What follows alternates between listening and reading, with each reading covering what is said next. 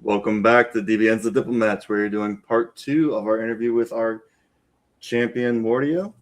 We're going to start at the end of 03, and we're going to continue on there to go in as much detail as possible. He's got a diary, and he's going to tell you every detail that's going to happen in this game.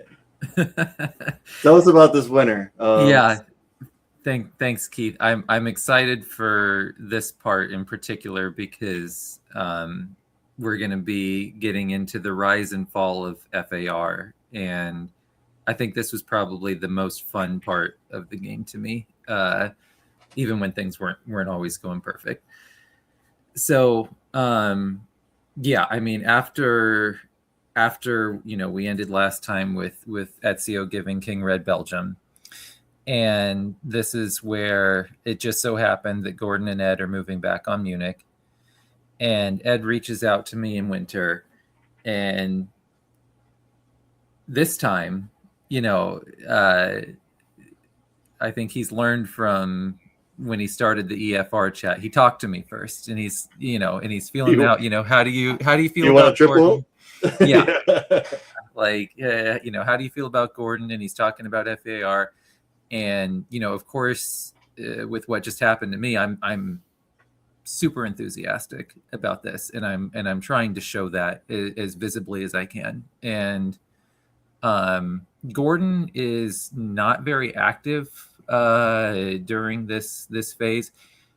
I think that we had talked privately a little bit about it, but he doesn't really I think that Ed and Gordon had maybe talked about this privately before Ed reached out to me, but either way, I felt really good about it. I felt like I did a good job of making Ed feel good about my commitment with it. And like Ed initially was going to build Army Moscow here. Mm-hmm. And I think that the talks went so well that he switched it to St. Pete. And that was huge for me.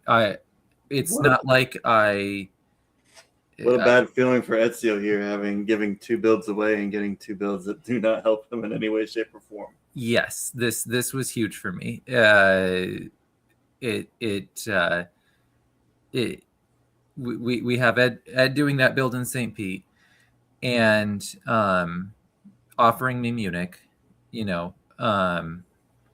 and Ed mentioned in his interview that I used this St. Pete build against him later by saying he was like untrustworthy or something, but I don't remember ever doing that. Like, if you don't remember about the DMZ in Burgundy, so it doesn't you've got to stop with that.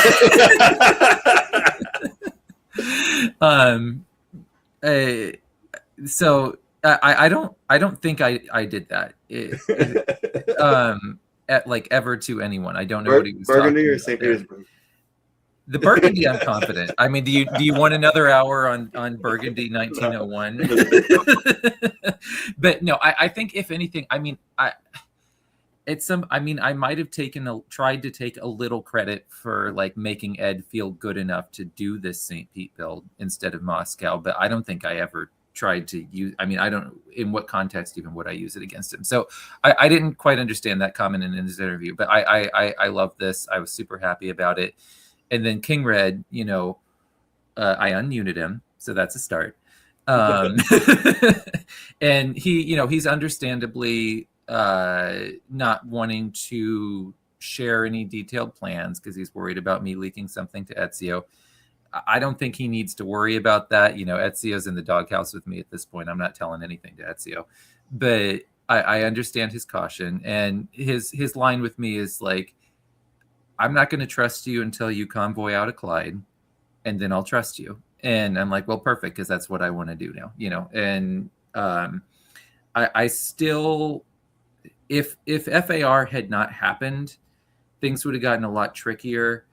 I'm seeing this cooperation with England now as very temporary. And I'm doing my best to make him feel like it's not.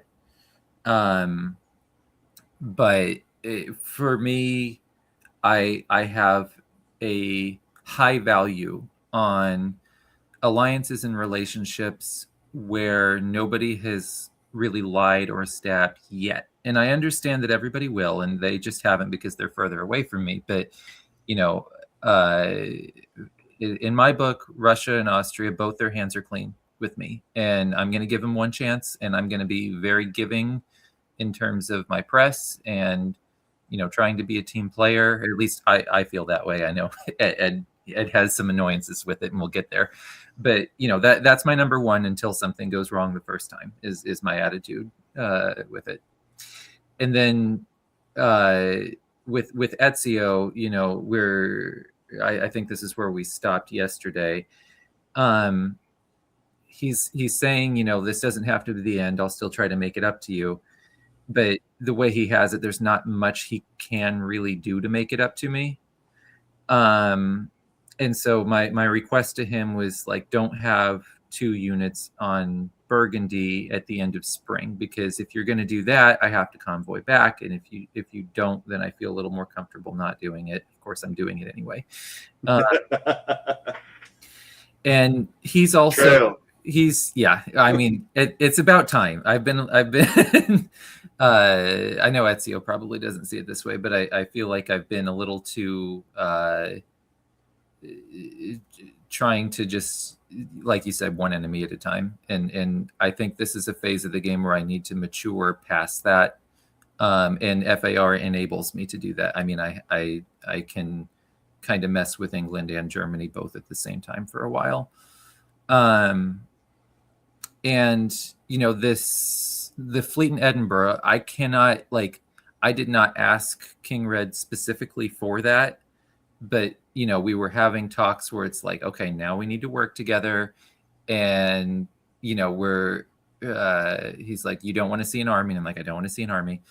I know Ezio wanted him to build the fleet in London. I kind of also wanted him to build the fleet in London, because it meant that I could have just guaranteed Liverpool by English Channel tapping Wales. So I think King Red was smart not to do that. I know that Ezio disagrees, but and you guys talked about it a lot about this fleet Edinburgh build.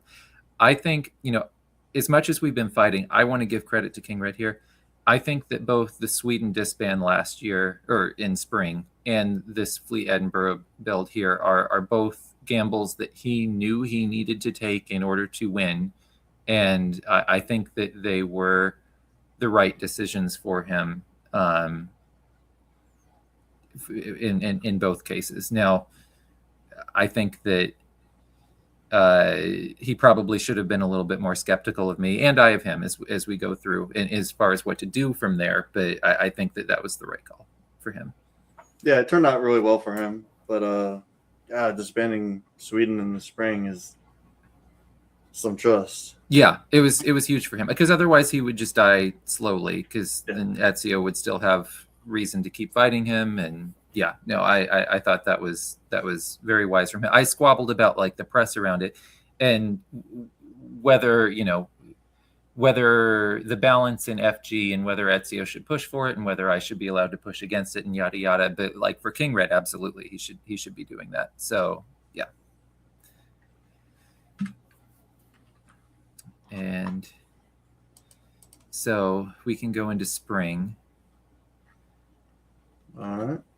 So here is where Jeff starts to kind of see that he's not getting back into this game.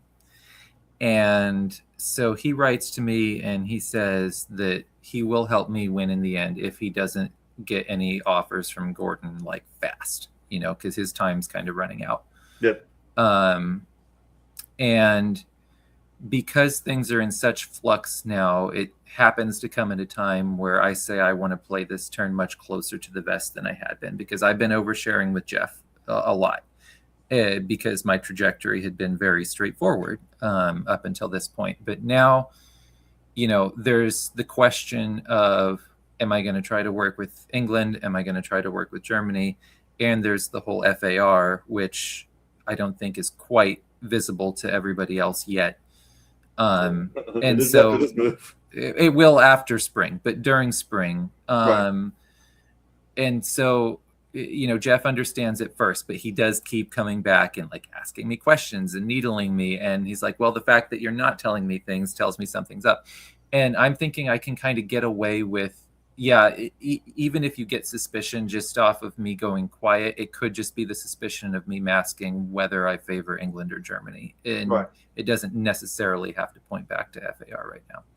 So you convoy off the island, and I convoy off the island. Take North Sea, which surprised us. Yeah, that Belgium would be going there. Yeah, so I'm talking with King Red, and one thing that we're wanting to set up for fall is potentially for, I asked for this North Sea thing, and I actually asked for him to support me from Belgium, but he doesn't want to do that. And my stance is like, I'm not asking you to do anything specific with your other 3 units on your homeland. Like, do whatever you feel you need to do to defend yourself, but I am convoying off. And I really want that support to Belgium. And he doesn't want to give it. He doesn't want to signal anti-Germany with it. And, I think he said in his interview that he thought that Ezio and I would bounce in North Sea. So I think maybe that's the truth of why he didn't want to give that support. I think Ed said that too, that he thought he knew where the German fleet was going, or that where he was supposed to go. So I'm talking to Ezio now, and we're talking under the pretense of, we can still work together, but I know the psychological effect of trying to work with someone who's sitting in one of your home centers is, is going to be rough. But at this point, that hasn't happened yet. And so, but you also asked him not to go to Ruhr, and he's going to Ruhr here anyways. So you guys mutually stabbed. Well, there's a few things here. Okay. So one is, there's discussion within FAR of, do we go for Munich in spring or do we wait for fall?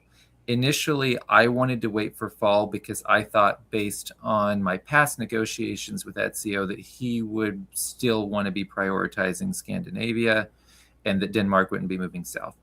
But then when I talked to Ezio, he says he's planning to move to Sweden unsupported. And I'm like, okay, Denmark's moving south. We need to go for Munich now.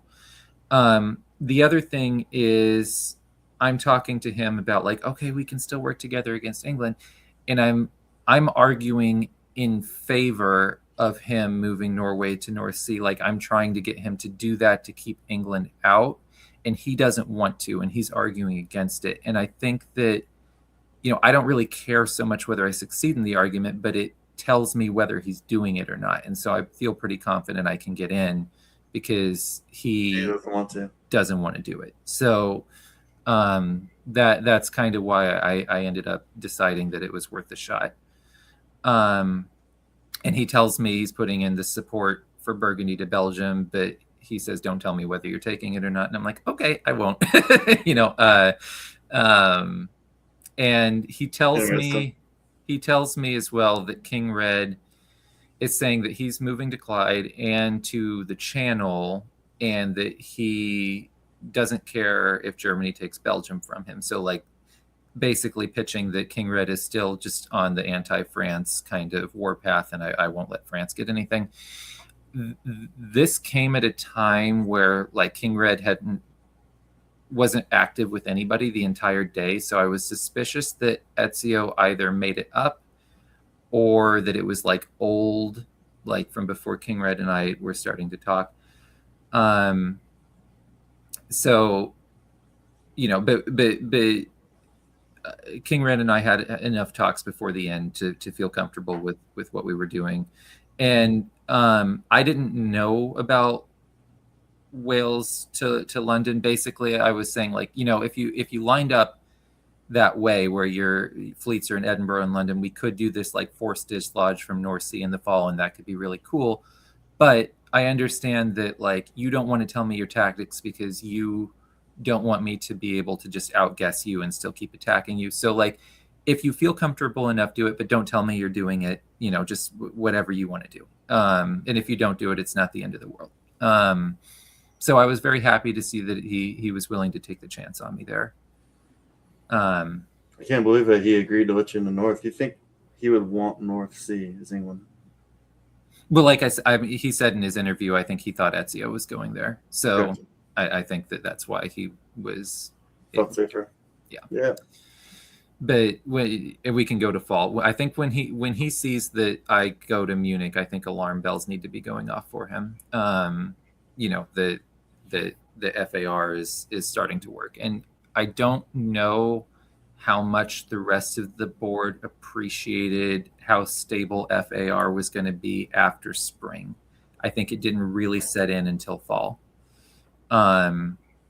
Because here in fall is this is a turn I'm going to spend a lot of time talking about, and I'm just going to have to go around this like turning point about every single power. So I kind of set things up this way with King Red. I'll start with King Red. So that, well, we were going to do this forced dislodge, but now it just so happens that there's 2 units on Belgium. Oh, and this is, I didn't come back to, Ezio moved to Ruhr. I didn't know he was moving to Ruhr, but I knew I was taking Munich. So he was going to retreat to Ruhr. So I knew that there were going to be 2 units on Belgium here. Right. And so all of a sudden, King Red's not really going to want to do this forced dislodge thing. He's going to want me to help with Belgium. And so we talk about delaying our forced dislodge until spring. And maybe you move to Norwegian Sea, but don't tell me. See how Ed feels about it, and we'll come back to that when we get to my talks with Ed. And King Red and I are in the phase of rebuilding our relationship, where we're wanting to blame all of our past problems on everybody else. So he's telling me about how Jeff was pushing the EG in 1901. I'm telling him about how Jeff wanted me to work with Ezio last phase instead of him. And, I'm telling him that Jeff was saying, well, he was saying that you guys were pitching for him to attack me and he wouldn't do it, yada, yada. So, we're trying to outsource all of our problems and patch up our relationship that way. And we're talking about moving forward and okay, how do we split the centers? And so King Red, first, I guess I'll ask you. So Keith, what do you think if EF really wanted to just honestly, run an alliance from that point forward? We're both mad at Germany, yada, yada. What center split do you think you would want as either power? Generally, England will get the dots around Kiel, and then France will get Belgium, Munich. Mm-hmm. Usually pretty normal. Holland can go back and forth depending on how you need to balance it. Okay. Yeah. He wanted Holland, he wanted Denmark, he wanted Kiel, and he wanted me getting Munich and Berlin. I'm already in Munich. I don't need you for that. And Russia's going to want Berlin. So I think that because I felt like I had FAR, the more traditional EF split did not feel attractive to me because right. I didn't feel like usually benefits England, but England doesn't have as much growth. Right. I felt like it would just be me doing nothing for a long time while he catches up. And, I didn't think I would benefit from that. So I didn't squabble over it too much. It just kind of reaffirmed for me, this is going to be a short-lived alliance. I'm going to have to stab sooner rather than later. And initially we have, since we're delaying the dislodge from north, he's going to self-bounce with Edinburgh and London and Yorkshire. And so if what comes together doesn't come together, my backup plan was going to be a hostile support of London to Yorkshire so that I could snag London in 05. So that was what I was tentatively planning to do. So when we get to Jeff, I'll have to back up chronologically, because when this day started, I woke up to find myself in 2 new 3-way group chats, both started by Jeff. This one, he started simultaneously a group chat with him, me, and Ezio, and him, me, and King Red. And he's like, I just want to know the details. He's like, oh, I'm trying to help. He said, well, they'll be less likely to lie to you if I'm also in the group chat, because they wouldn't want to be lying to me. And I'm like, you are a 2.3 power that is far away from both of them. I do not think that they would be afraid of that at this point, and I'm more concerned about you leaking stuff back and forth. So this is where, and I'm trying to conceal FAR from Jeff still, and that it's going to be a longer term thing. So I politely turn them both down, and I'm still trying to play close to the vest with Jeff. And I did ask him too about, like, hey, King Red was telling me this stuff about 1901, and he's like, yeah, I was doing that, but like, why would you come to me and like check it with me? Because like now I can just go back to King Red and tell him you're doing that, and I can threaten you. Like, Jeff really wants me to tap Tyrolia this turn. He's like, I can say, if you don't tap Tyrolia, I'm going to go back to King Red and say you were doing that. And like, Jeff, tapping Tyrolia would be so bad for me right now. So bad. Even if you threaten me, I wouldn't do it. So like, it's kind of pointless. Like, I was just trying to like clear stuff up with you. So I don't think he does that, but he really wants that Tyrolia tap. And I understand why, but like, I don't want to do that. And he and Ezio are both like, they're really trying to get me to like, oh, you can tap Tyrolia, you'll lose Munich, but like, you can get Norway. Ezio will help you get Norway. And like, I just got brought into this FAR thing. I'm feeling really good about it. Like, I'm not going to stab that for a dot I can't hold from the person who just stabbed me. Like, so I don't entertain either of these, and I don't give them the hope that I might do it, because I don't want them to be disappointed later. I just say I'm not interested in either of those things. He's also changed his tune on the med. He used to want me to come in and help. But now he's like, you are not welcome in the med unless you tap Tyrolia. All of our DMZs from 1901 are very much in effect. And towards the end of the phase, he starts getting really antsy, because like, if I'm fully on board with King Red's going to be expecting me to move to the med. And he's like, so Jeff is threatening me on this turn that he's convoying back to Tunis. And I'm like, you don't need to do that, but do it if you want. I think it was an empty threat, but it was an amusing piece of information that I could use to take back to like FAR as like a bonding agent of like, can you believe what Jeff is saying? So that's, make sure you don't snipe Tunis. That's where Jeff is. So Ezio, I think this is when he's on vacation, so he's a little bit less active, but and obviously, he's not happy with me right now. I'm in Munich, but I tell him early in the phase that Munich is just going to support Gascony to Burgundy. And early in the phase, that's what I intended, and that's kind of what I wanted, because I didn't really want to accelerate Ed into Germany like this. Rebuilds. It's better for me, I think, if England dies faster than Germany. So this was not what I wanted to do at the start.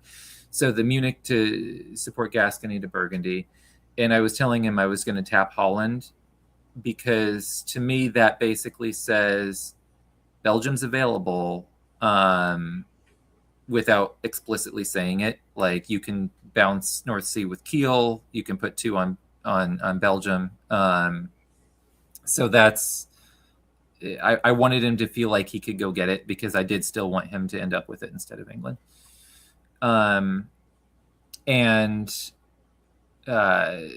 the very end of the phase, and I think I'll come back to this, but he has heard from King Red about the like dislodging North plan. So at the very end, I tell him, like, cover everything by North Sea, making him think that that's happening, which is why we see Skagerrak to Denmark and Kiel to Holland and all of that. So it makes him vulnerable to what happens here, because I'm stabbing both England and Germany simultaneously on this turn. And how do you feel about Russia getting 3 builds? He's getting Ankara, Berlin, and it's Norway. And I've been criticized for it. I'll tell the story of how it happened, because the last set of negotiations to go through are the FAR ones, and I'll just do them as a duo. So one thing that we're doing is we're getting frantic pitches from everyone to stab each other, and we are just sharing them back and forth. Like, I'm being offered Norway at the same time that I think Ed is being offered Munich. Gordon's getting pitches to stab Ed from Jeff. Ed's getting messages from Jeff, etc. So we're sharing them in this group chat. This is probably one of the more active times that group chat is, and it's hopefully a bonding agent for at least one. Sounds like a bonding activity. Yeah. And so Ed privately tells me, Gordon wants him to build in the north, but Ed is not at the start of all this intending to to risk Norway. And like St. Pete was going to support Norway, and so it wouldn't be able to move out and build there. But he was saying he would build, in Moscow and send it north. And he basically, I am very open with Ed this turn. Like, I think Jeff was under the impression I was leaking to Ed a lot more than I was throughout the game. There were very specific phases where I was very heavily leaking to Ed, but it wasn't always. This is one of those phases. Basically, I gave him all of my Western press, like everything we just talked about, and I lay the puzzle pieces at his feet, and I say, let's put together something. And so he could stab me with it, but he doesn't. Here's all the intel. Let's make a plan. Yeah, I like to be that way with my allies, and I think that it worked well here. I guess I need to back up a second, because their plan going into this, not on the map, I just mean chronologically in terms of negotiations, their plan coming in was to prioritize Ionian Sea first, but Gordon is telling me Ed no longer wants to do that. He wants a Turkish build first. So that was kind of a switch up I wasn't happy about. Yeah, I wouldn't be either. But I'm trying to be the glue guy for FAR, and I'm going back and forth to them saying, like, the other has not brought up stabbing you in their press to me, like, privately. I'm trying to keep them trusting each other. I want this to last long enough that England and Germany are non-viable. And I tell Gordon, like, Ed's telling me the same thing he's telling you about building Moscow, send it north. And so I guess that catches us back up to here. So, like, whenever I lay the puzzle pieces at Ed's feet, I'm like, so what do you want? Like, what do you want to see from me here? And, the same mistake I always make. But he's like, well, I really want you to go to Helgoland, because that just absolutely shatters Germany's position. But I also don't want a long-term EF to come crashing into me. And, like, well, the move to Helgoland is gonna make EF longer term. Like, you kind of have to choose. I can't do both for you. Like, do you want me to go there and commit to EF for longer than I want to, or do you want me to take EF off the table, but then I'm not, where you want me? And he responds to this, like, he's like, oh, you're good. Like, and I think he thought this was me, like, shrewdly, like, coming up with an excuse not to do it, but I just saw it as like surface level, like, I can't have it both ways. Like, that's just the reality of the situation. And so I think he was, he said in his interview he was annoyed with me for this, but, like, I can only do one thing. And my preference would be to hit England faster because I think that Dots are closer to you.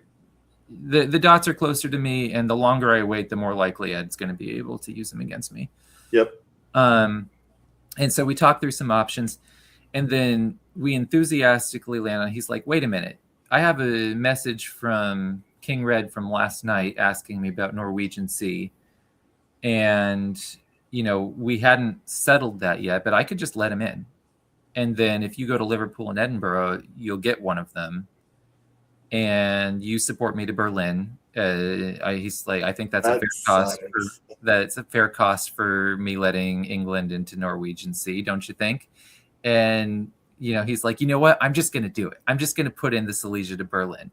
I hope you put in the support. And this is definitely a tactic that he likes to use. Is like when the enthusiasm's going, he's like, I'm just putting in the order. And this is the first time that I had encountered that. And so it's charming. I just kind of did it because this Edinburgh walk-in is the first thing that went right for me that like really stuck for me. Everything else that's gone well is kind of evaporated, and even this Munich thing's going to evaporate. And I knew that, Munich is not a stable dot for me. I feel bad for King Red here. I mean, two seasons in a row, he's expecting a bounce and a sea tile. And he didn't get him either time. And so basically I'm like, okay, I need, and I'll say later too, because like when we get to the end game, he's going to do that. I'm putting in this move, and I have enough gumption by them to be like, how about you unput in that move, because we're not done yet. But here I'm just fully just going with it. But basically my deal with him is like, if King Red gets, like, King Red's not going to tell me whether he's going to Norwegian Sea or not, and I can't ask him because that's suspicious. Yeah. But if he tells you he's doing that before the deadline, then we have a deal. And this was a particularly stressful evening because following the retreats phase from last year, because they were adjudicated at a weird time, the adjudication clock was set an hour earlier than it normally is. And that's important here because King Red is in Australia time. So instead of adjudication being late night for him, it's early morning. And so if the adjudication time doesn't get fixed and it's an hour before he expects it to, he's not going to wake up in time to see that he can go into Norwegian Sea. All of this falls apart. And so we are trying to like reach out to Jackson and get this clock fixed in time because both of us have a dot depending on it. I was wondering, I was like, why is everyone so stressed out about this clock? I'm like, who cares? If Jackson doesn't see this in time, none of this can happen because I don't know if King Red's waking up in time to see that he is allowed in Norwegian Sea by Ed. It all makes sense, but at the same time, I think if I'm King Red, I'm like, why is everyone so worried about the clock? Well, I mean, Ed and that might be a red flag. Worried about it. Yeah, that's true. Fortunately, he didn't see through it. And I think that's another bonding agent because when we got the clock fixed, we're both like, oh yeah, our plan's going through. It's so great, and so yeah, I went with the Berlin thing. I was happy to make it work. And I still very much like King Red's counting on me to support Belgium here. Obviously, I'm not doing that. And Germany's counting on me to not give away Berlin here. I'm not doing that. But I do want Germany to have Belgium over England. And so I tried to make it like still clear, like you can go get it if you want it. Like, and so he's stabbed by me, but he's still stronger than King Red coming out of this, which is what I wanted. So surprises me that there's a lot of FAR coordination, and it's pretty impressive. Yeah. Well, a lot of this was just FR, and this did a great job of making me feel like, I mean, obviously FAR is great for me because just I'm the only Western power in it. Yep. Ed has said in post game, like it really, AR was the core and you were the appendage. And I believe that was true from Ed's perspective. He did a great job making me feel like he was going to stab Austria instead of me. I felt like from a board perspective and just from they've already had a stab within them, before this. I felt like that was going to happen. We coordinated this. That felt great. And then his instinct in winter is to not tell Austria how all this went down. And so he goes to the group chat and he's like, oh, Germany accidentally leaked his moves in the last minute. And so we had to scramble or whatever. And that was not my instinct on how to deal with it. Like, I'm wanting to play above board with both of them. Right. And so I privately asked him hey, can we just be honest about what happened to Gordon? Because I think the truth isn't that bad. It was not anti-Gordon. We were just talking about our side of the board. And eventually we do that, and we're more honest about board. But the fact that I see Ed visibly being willing to lie to Gordon really makes me feel like, okay, he is planning on jettisoning Gordon instead of me at some point coming up. So that was effective for me to see that. And so he's like, okay, we can tell Gordon, but can you keep my hands clean with King Red? And I agree to that. And I think I was right to agree with it then. But down the road, when Ed stabs me, I completely forgot that this was ammunition I could have used to win over King Red, as King Red is trying to play neutral between myself and Ed as either of our janissary in a year or two. And that was just negligence on my part, because I think King Red even said in his interview he didn't realize how instrumental Ed was to getting this Edinburgh walk-in to happen. So I think that I could have maybe disenchanted him with Ed a little bit more if I had used that down the road. And I just forgot that I had that in my arsenal. So that was an error.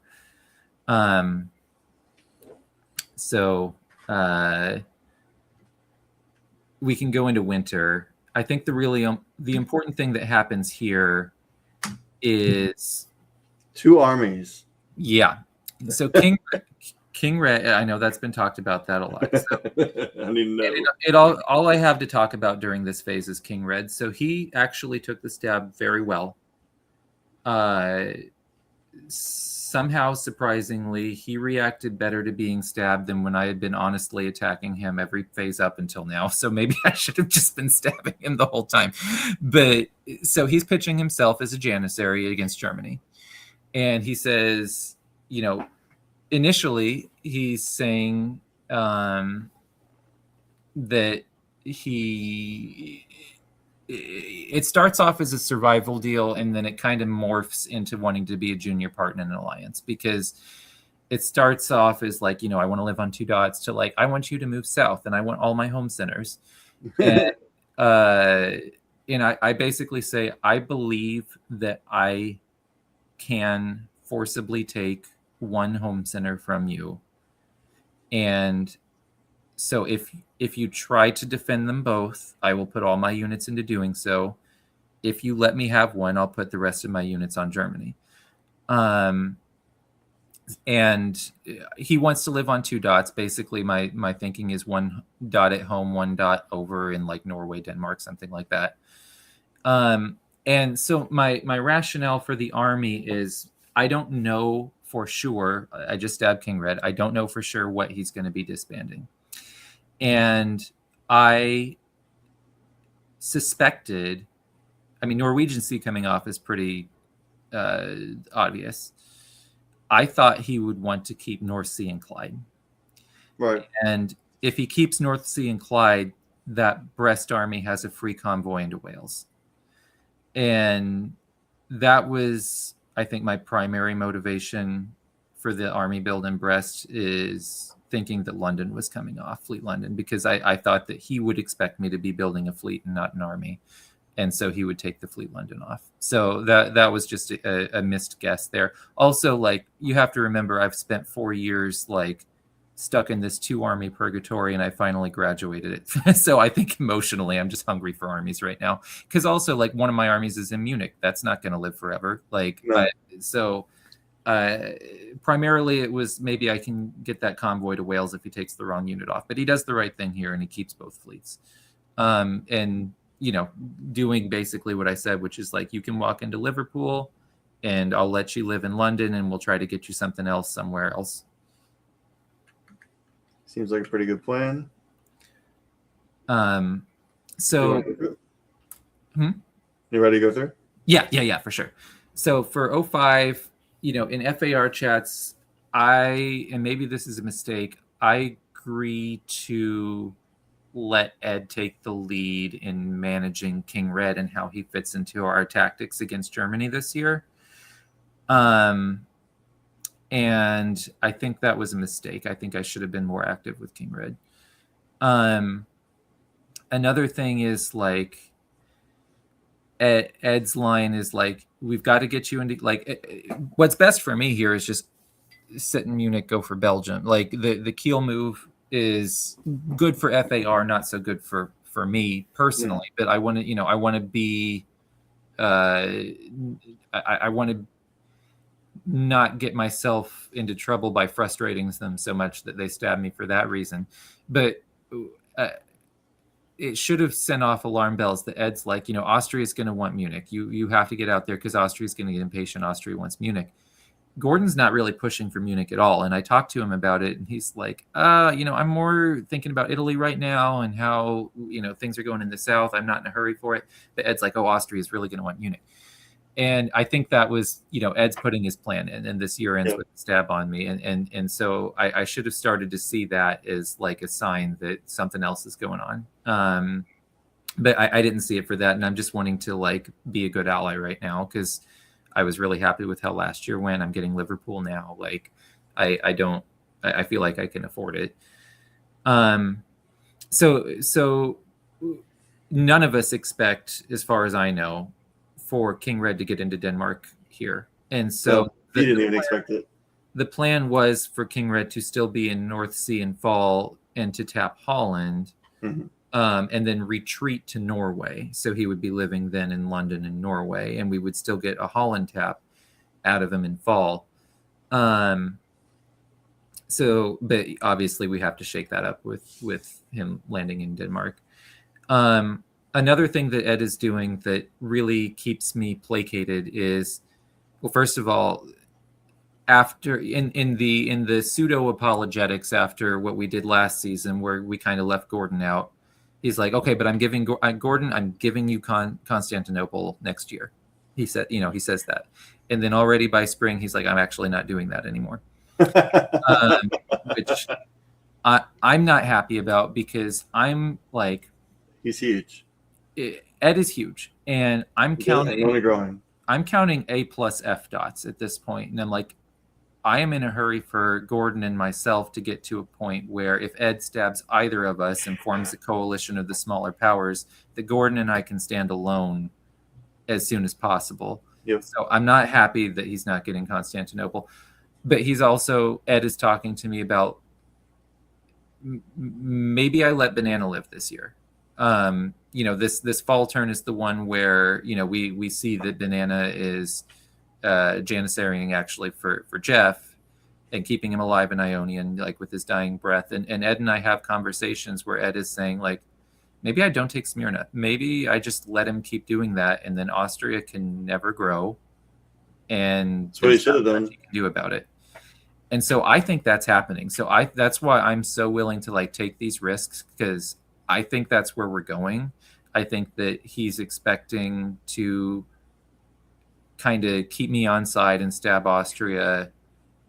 And, I didn't mention this in the beginning, but like, the trope of like the kids like playing a video game together, and like there's an older sibling and a younger sibling, and like the younger one like doesn't know his controller's not plugged in, and like he thinks he's playing. That's kind of the image I wanted to give off. Like I wanted to look like the younger brother who doesn't know his controller's not plugged in. And I think that I did that with some success to like Jeff, maybe Ezio, and I feel like still at this stage, Ed. And I was hoping that he would see me that way enough that he could think he could take me to the end and keep me on side, even though he was that big. So that was kind of what I was hoping for. But obviously it doesn't go that way. Ezio, though, this is my last comment on spring. After these spring moves go through, Ezio's telling me someone leaked the moves to him, but he won't tell me who. Not all of them, because he walked to Denmark. Well, right, and that's what we're talking about. Is like, if they were leaked to him, why would he do that? So I think he was bluffing. Maybe sounds like a bluff. I think he was just trying to destabilize. But he's also like, at this point, pretty much making it clear that he sees like, Ed's in charge. You and Gordon are foolish for letting him get this big. Like, it's clear that he respects Ed more at this point. Good pitch. Yeah. And so, that's just something to bookmark for later. So we can go to fall.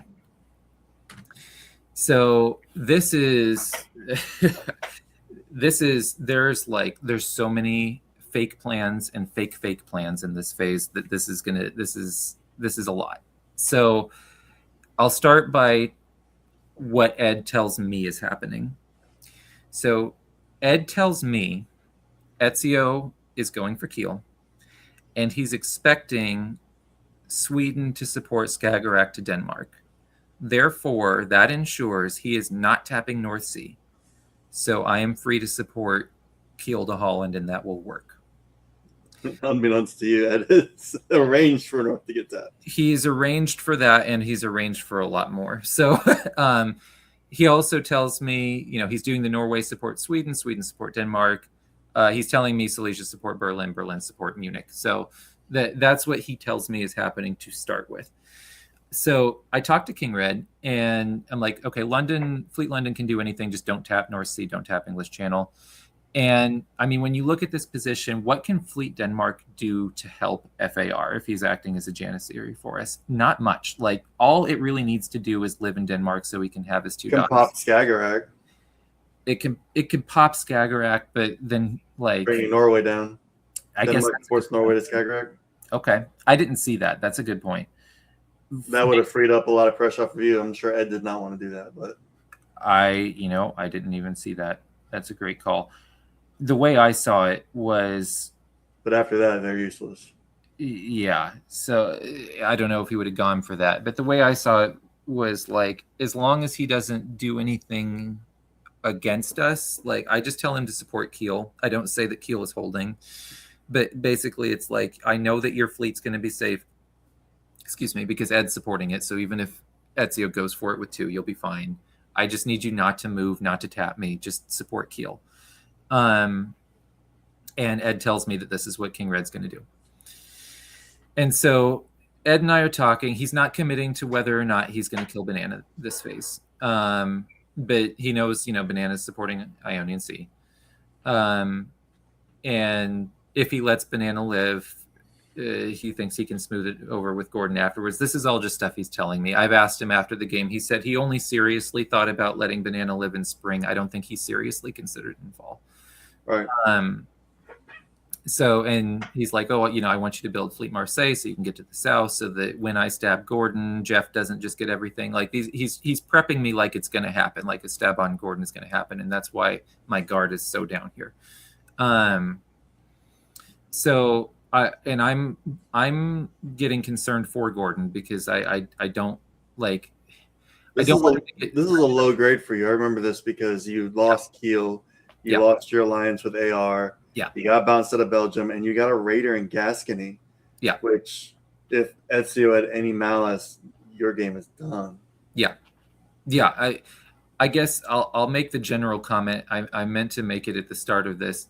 I am explaining why I did the things I did and taking you through my perspective of the conversations that happened. That does not necessarily mean that I think I did the right thing in these instances. This is a bad. The odd numbered years were quite bad for me, and the even numbered years were quite good. This is a bad one, and so. I'm just explaining how we got here. I'm not trying to say I was right. So I was thinking maybe I got myself into trouble by meddling here, because I do go to Gordon and I'm like telling him that I'm not sure that Ed's actually going to kill Banana, but I'm still trying to be glue guy. Like, I'm still naive about it. I'm still saying, like, I don't think he's doing a bigger stab on you this turn. He might not kill Banana, but I don't think he's moving towards you. And, you know, so there's that. And then with King Red, you know, even though Ed has me like, and Ed did this very effectively. He's like, you can move on Holland. The other thing I'm really considering this turn, and I go back and forth on this until the last minutes, is to keel tap Ruhr, North Sea tap Holland, and I just go make sure I get Belgium. And it's not a guarantee, but it's pretty darn close to a guarantee. Pretty close, yeah.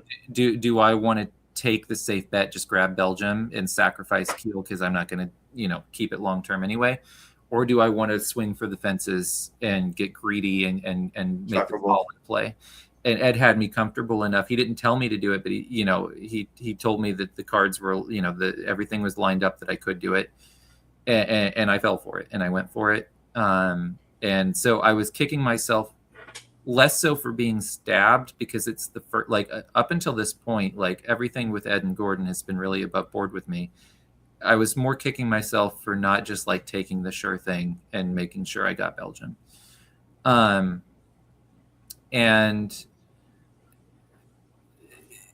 there's a couple more things about this fall term. One is that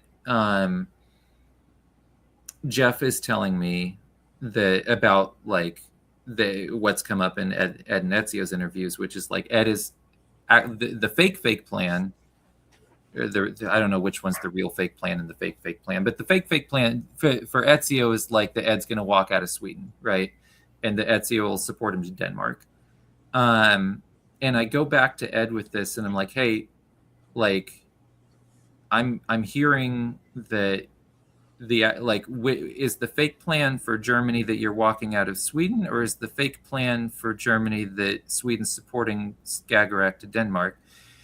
And I think Ed felt more cornered by this than I intended it to be. Like, this wasn't like a gotcha, I know you're stabbing me. This was like, I'm just trying to figure out whether North Sea's getting tapped. You know, I would have been fine with either answer. And what he tells me is like, well, Ezio wanted me to walk out of Sweden, but I didn't do it, and we switched the plan and blah blah blah. But like, and that gives away that, like, okay, you know, Ezio's leaking to Jeff, leaking to me back to Ed because I'm asking him about this. So I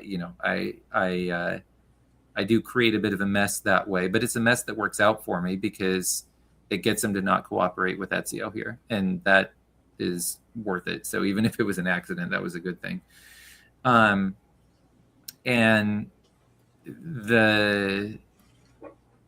I think we can start talking about, like, after this phase went through and what happened in winter. Let's keep the map on fall, just because I think that this fall map has a lot going on. Yeah. And we'll switch it like partway through. I'll let you know when we get there. But so with King Red, he claimed in his interview that, like, I lied to him about what I was doing here, and it's the ticky tack thing with us, which, like, I didn't tell him Kiel was holding, but I told him that he'd be fine putting in that support order, and he understandably went with being part of this stab that Ed invited him into, because Ed was being more honest with him about what was happening. Ed told him everything that was going on, whereas I was telling him to do something useless. So I totally get it from that perspective. It's frustrating, though, because Ed was the one to tell me not to tell King Red what we were doing. And so then to go behind and, like, be the one to do it himself, you know, it's effective, but, like, in a short term, right? Like, it burns some diplomatic capital with me. Well, so, and I do tell King, like, you're lying to everybody else. It shouldn't matter. I do tell King Red that afterwards. I'm like, listen, Ed's the one who told me not to tell you. Like, if that means something to you, you know, I'm just letting you know. King Red also said in his interview that he told me that he was switching the plan, because I think based off my interpretation of King Red's interview, he's still thinking that he is walking the middle here. I think Ed got him to stab me without realizing that he was stabbing me. He thinks that I am getting Holland, and he's probably asking. Yeah, he's probably thinking you're getting Holland. That Munich's actually tapping Ruhr here. yes, and needs support to make sure Germany doesn't take Kiel. Yes. So he thinks he's still walking the middle here. So this was, very well done by Ed. And I believe King Red when he says that. He did say something like, I told France that I was putting in the support order to Kiel, which he didn't do that because I was oscillating so much on whether to do the Holland gamble or the Belgium near guarantee that if I heard from King Red that was happening, I would have just sacrificed Kiel and grabbed Belgium for myself. That would have pointed me more in the right direction. Right. So that was just a little thing I wanted to clear up. But yeah, I just, impressive that like King Red still is, I think, attempting to play neutral this phase, but kind of got suckered into choosing a side unwillingly. So, all right, post-stab press, always a weak part for me. So I go to Ed and I'm like, okay, so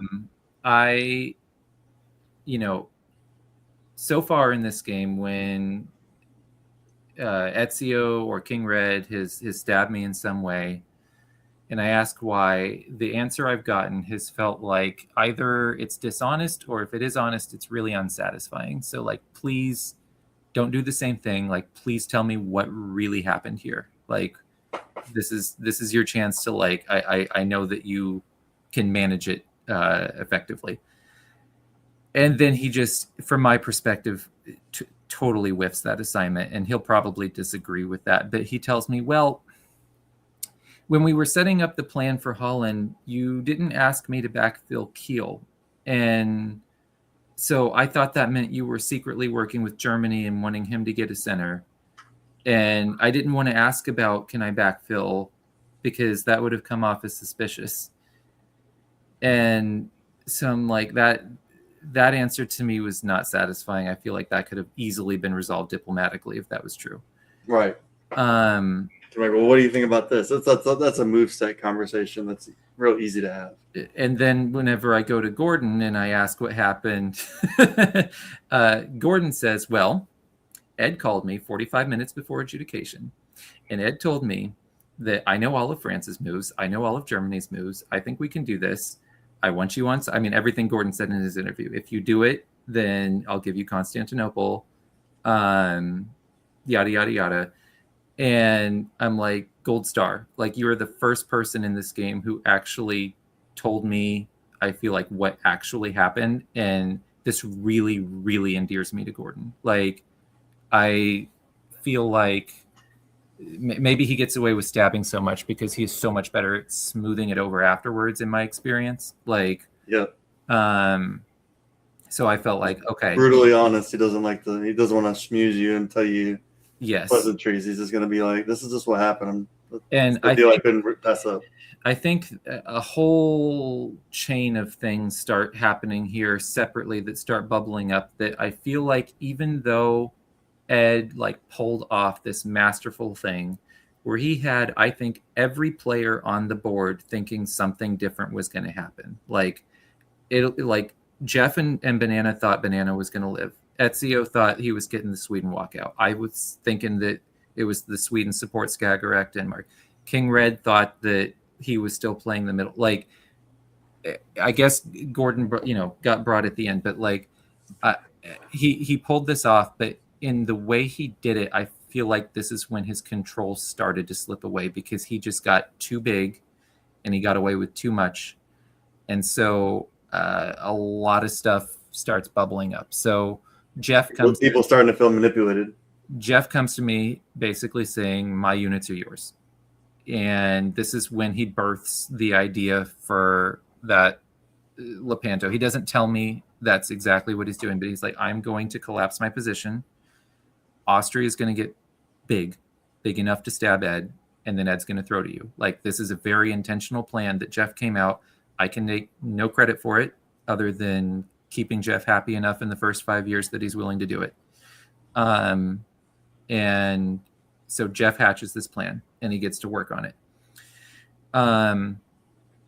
Separately, Ezio, who hadn't really been talking to me much while we were fighting, starts talking to me, and because he's mad at Ed too, because Ed lied to him here. And I give him his "I told you so" points, because he was trying to warn me, like, don't get too comfortable with this FAR. So I give him his "I told you so" points. And I know the commentators were talking about, like, oh, it must have been so great to be Ezio during this retreats, or during this winter phase where, like, France is begging you to pull off Gascony. Yeah. He could have had so much more fun with me than he did, because I would have begged and pleaded and promised anything. But I hear from Gordon and from Jeff before I talk to Ezio that, like, he's just taking it off, period, because he's mad at Ed. And he tells me that, and I believe him. I don't have to beg or anything. So he could have yanked me around a little bit more to get that to, but he leads with it's coming off. I'm mad with Ed right now. And he's anti-Ed right now. He wants to stay on 2 centers. Like, he's giving his terms for, like, he's up for the fight. Banana to, like, so we have Jeff helping. We have Ezio saying this. We have King Red still saying he's willing to help me. And because he's still trying to play neutral. Banana says his dying wish is that AR doesn't steamroll the rest of us, So I've got, like, all of the smaller powers on the board starting to rally. And so now I think we can move to winter. So, I'm informed of the anti-French builds that are coming, the pro AR builds. This is another thing where, like, Gordon told me about this call that they had near the end of fall that got this to happen. And this was the first call I had heard of. My previous scrambling with Ed was just done over press. I didn't know about the Ed and Gordon's earlier ones. So this is the first time I've heard about a call. And so for me, that opens the Pandora's box, because it's a game changer. I'm calling Gordon now. And, I'm doing the begging and pleading during winter. Not so much for, like, okay, Fleet Trieste is coming and I'd love for you to stop it, but also, like, Ed just did me dirty. You were more upfront with me about it, and he's really big, and we need each other, and let's make this work. So in that conversation, in that call, he does tell me, he's like, well, I guess I can tell you this. And he describes out the plan to put this Lepanto together that Jeff had come up with. And my first reaction is, well, I hope you have other ideas, because that's never going to work. I'm like, Ed's going to see that coming from a mile away. This is Jeff trying to get too cute. Like, there's no way that's going to work. But, I'm happy that you're trying to work on something. And so, I'm making whatever promises to Gordon. And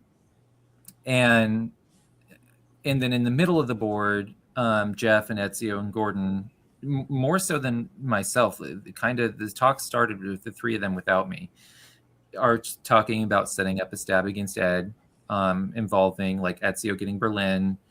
I was supposed to get Ruhr in the upcoming spring, and then Kiel in fall, but that doesn't quite work out. But and Jeff is, like, relaying these talks back to me, and he's like, you're not supposed to know about all this stuff that's good for you, and you're not supposed to know what Gordon and I are doing in the South. And Jeff does not tell me about it. And so there's this amusing portion of the game where, like, Jeff does eventually tell me, like, both Gordon and Jeff have told me about the Lepanto, but they don't want me to tell the other that I know. And so that, I don't know, that was like, you're the secret confidant with who knows what. It's like, why would I do anything to screw it up? Like, this is this is crazy. So good for you. And I think Gordon, I might have misunderstood him. I think Gordon gave me credit for the like setting up the Lepanto or putting things in motion for that in his interview. I claim no credit for that. That was all Jeff. Like, that that was his brainchild and his execution. And then in the FAR chat, I basically write a message that a player, Michael, in my semifinals, used this approach whenever we were starting to approach the phase of the game where, I'm not dying, but it looks like I'm just kind of a regional power here. I'm not looking like the likely winner. Right. And I, before we get into all the messiness of like throw threats and all of that, like I want to clearly lay out, like, here are my priorities. I'm not doing like throw stuff. And I listed out, and it's like, number one, protect the centers I have. Number two, see if I can expand anywhere. Number three, I should have this up. I don't even remember what it was, but basically, like, I'm gonna defend against someone who's attacking me, help someone who's helping me, that kind of stuff. Like, I don't remember exactly how I laid it out, but it was like, I'm gonna be good to whoever's good to me from this point forward, is what I wanted to establish. I think this was it makes, I think, the end game more pleasant to like lay it out that way, but also it's trying to like discourage specifically Gordon from like, don't pressure me too much before you stab Ed, because if you wait so long that I am out of it, then I'm going to be less favorable to you than I am now. That's a soft threat. It is, and I try to do it with as much honey as I can instead of vinegar. Like, I favor you for now.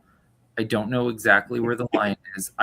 Don't mess it up. I want to race you.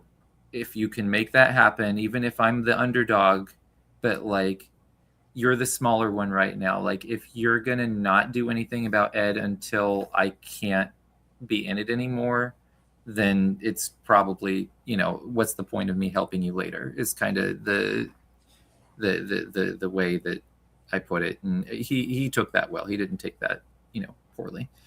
He learns the same lesson by proxy through Ed later. So yeah. So we can go into spring. So this is another one where I'm just going to have to go around to what's going on with everybody. So there's shaping up to be a lot less people, so a lot less going around. So. Yeah. This is, well, this phase of the game, because like in the first, I think in the part one stuff, I'm mostly talking with my neighbors, and then in part three, it's going to be mostly Ed and Gordon. So this is the part two where everybody's a player, everybody's a part of it, everybody's influential in some way. So that the podcast too, is that usually you don't see two center powers have much influence over the game.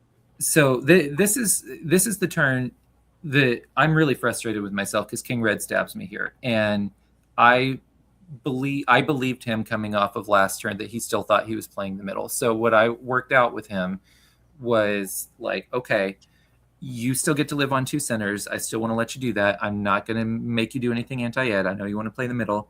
I want you to move to Edinburgh. So that's hence the English Channel to London move. Like, I think that he is moving to Edinburgh this year. And we squabble a lot over what that Fleet Liverpool should do. And he doesn't want me to go to Clyde, because then I could just bounce him out of Edinburgh while he's trying to move there. And I get that. So that's why I make this move to North Atlantic Ocean that really just screws me, because that's a useless space for fall. But I'm still trying to like play above board with King Red there. And so I also give him like, okay, you want to play the middle with me and Ed. How about if you tap, let's see. Let me tap. Yeah, that's what it is. Let me tap Denmark, and you can, I thought it was going to be, you can attempt to put in a support to dislodge Baltic Sea. You can look like you're trying to help Ed do that.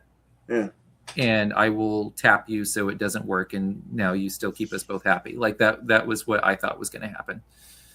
So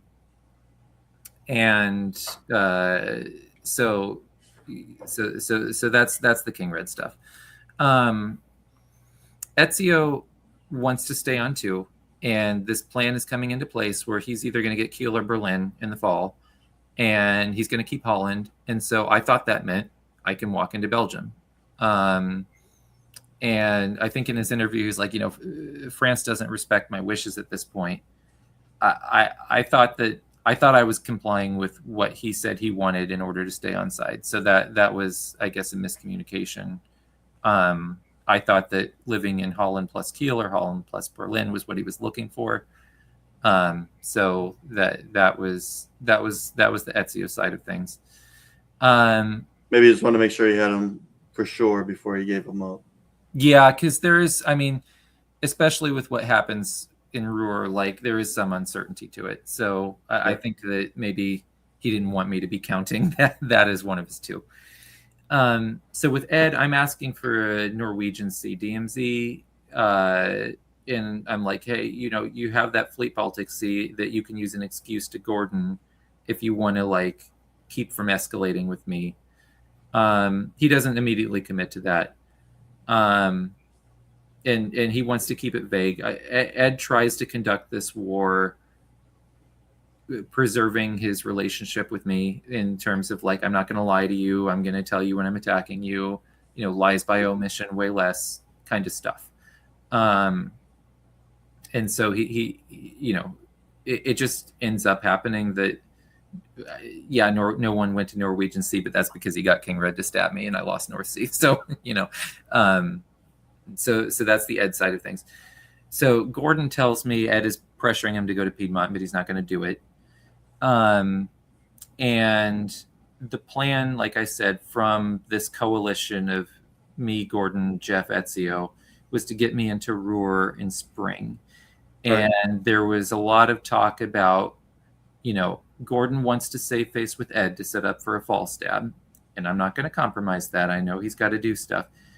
But it was who's going to be like, what are the tactics around Ruhr going to be? And Ed kind of figures out at the end that he needs to insist on Gordon supporting him in, which before that I think was something else was going to happen and I was going to get in. So that was the disappointing thing that Ed figured out really towards the end and prevented it. Because having Ruhr is extremely important for both sides here. Yeah. So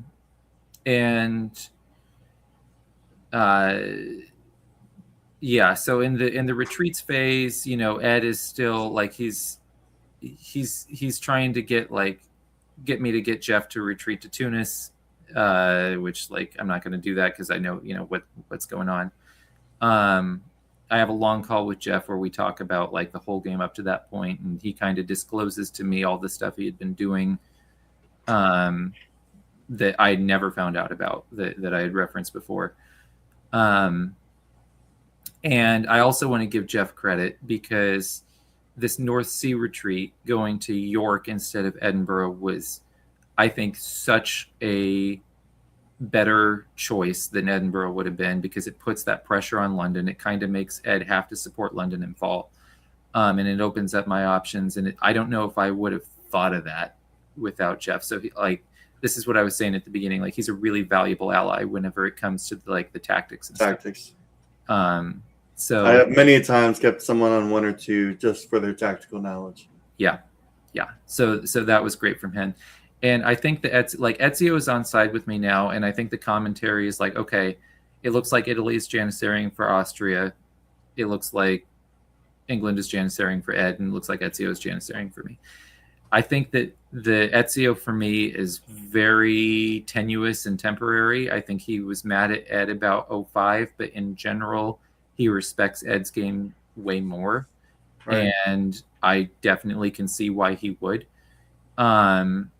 And Ezio advised me to convoy against England and not to trust him this turn, and I didn't do it.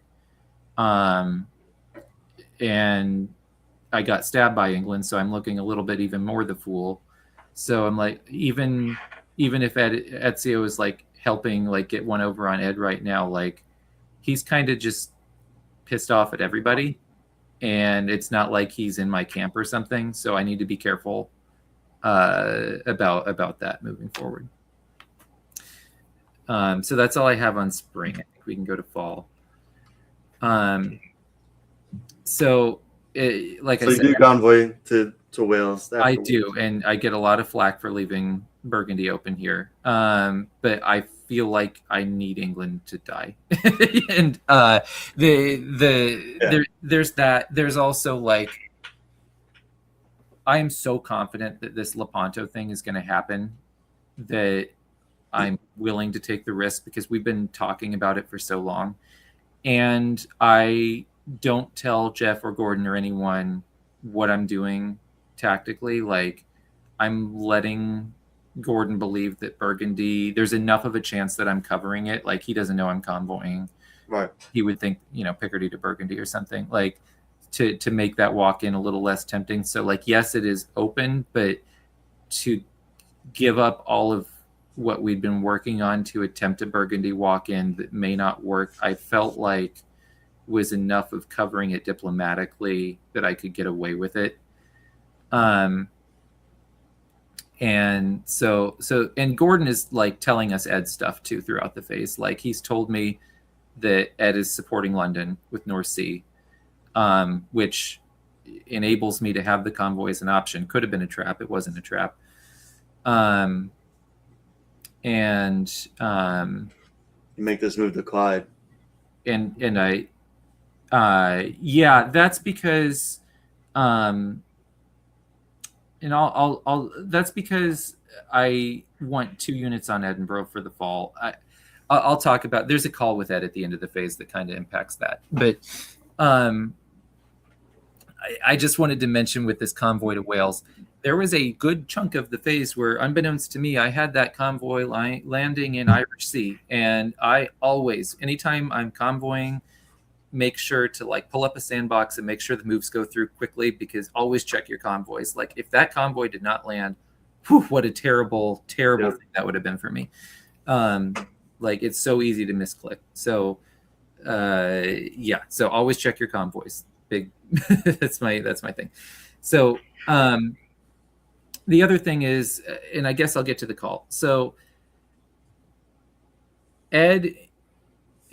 Gordon talked about this in his interview, is, Ed has been implementing this strategy of delaying his press, doing most of his work in the last hour, and having these calls. And from my end, in the last 2 turns, he's used a call to get Gordon to help with Stabbing from Munich. He's used I don't think it was a call, but the last hour or whatever to get to England for Kiel, to get England to also help with that. And then in spring, to get England to stab me, he did some other last minute shenanigans that I don't remember about. And so at this point, I'm like, okay, I have to do, like, I cannot let this continue. So if Ed's going to wait and do all his dirty work in the last half hour, I'm just going to waste his time. So I have my first call with Ed, and it is and the other thing is, like, I cannot risk him like looking at the board in the last hour and seeing this Lepanto coming.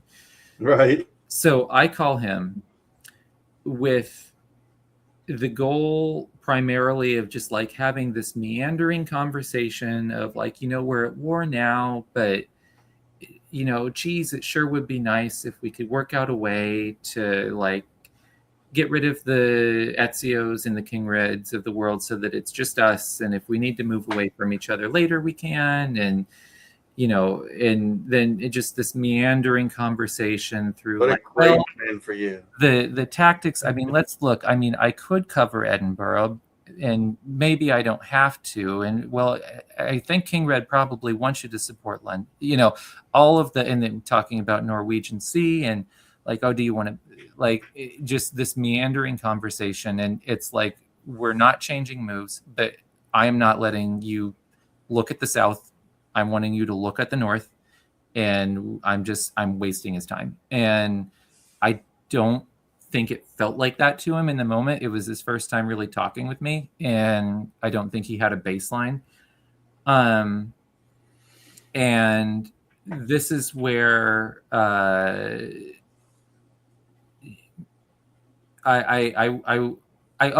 move to Clyde was this. If if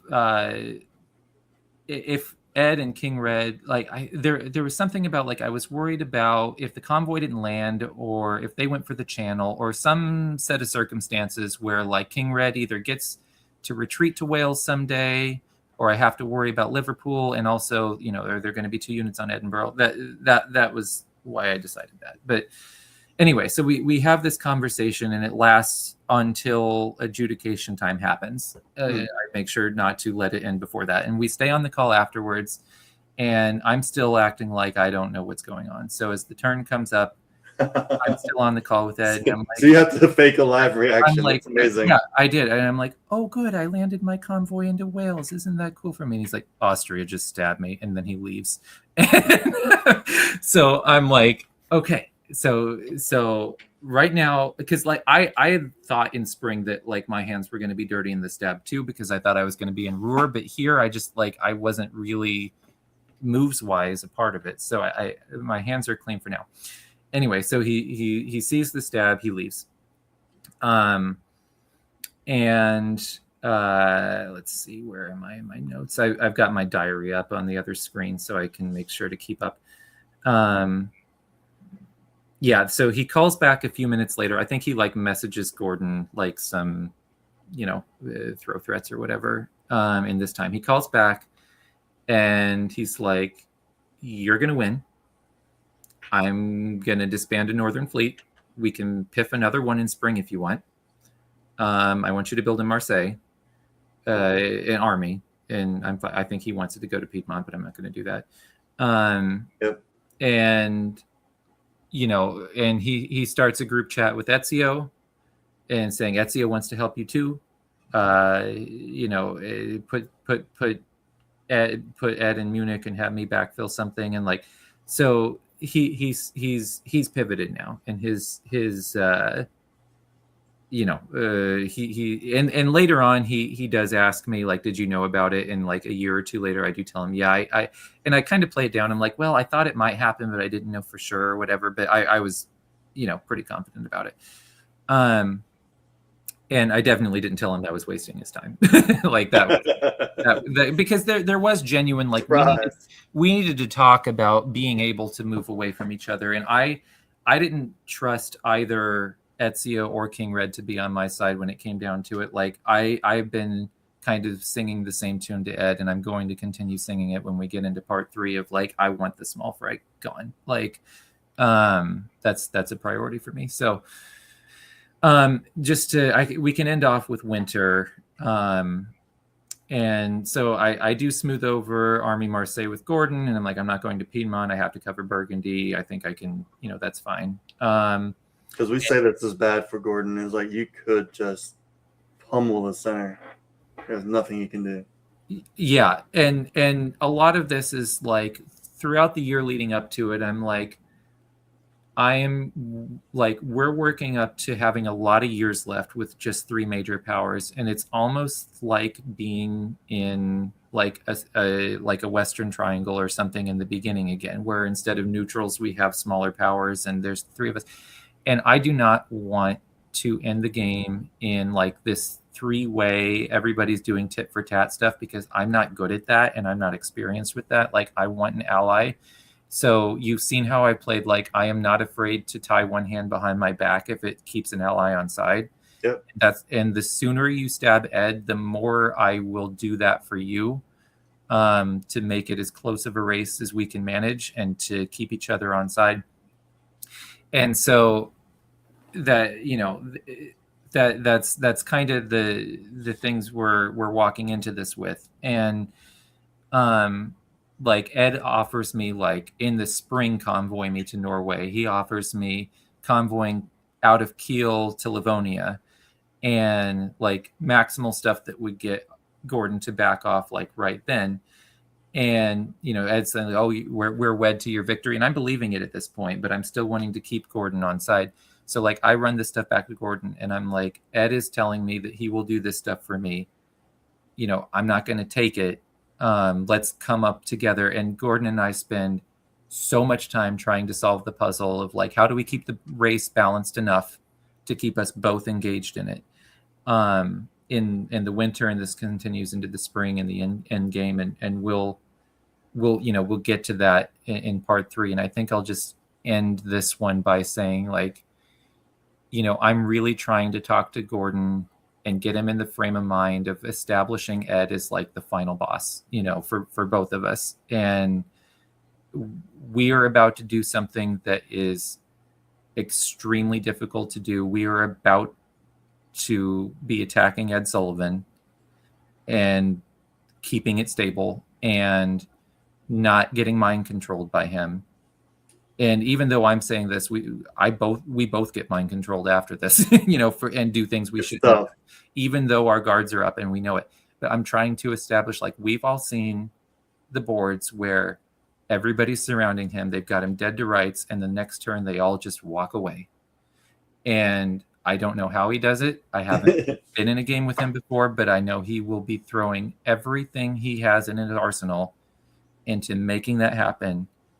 And we have to lock arms here, and we have to be playing this as an alliance thing and being honest with each other and keeping it balanced and keeping it fair and keeping it where we both have a chance. And so just really trying to set that mindset for where we go from here. And it is a bumpy road, but that is where I want it to start. So that journey will be part 3. Yeah, I like part 1 is kind of the rise and fall of Ezio, and part 2 is the rise and fall of Ed Sullivan. So I'm excited about part 3 where Mordio takes control. So, see you then. Thanks, Keith.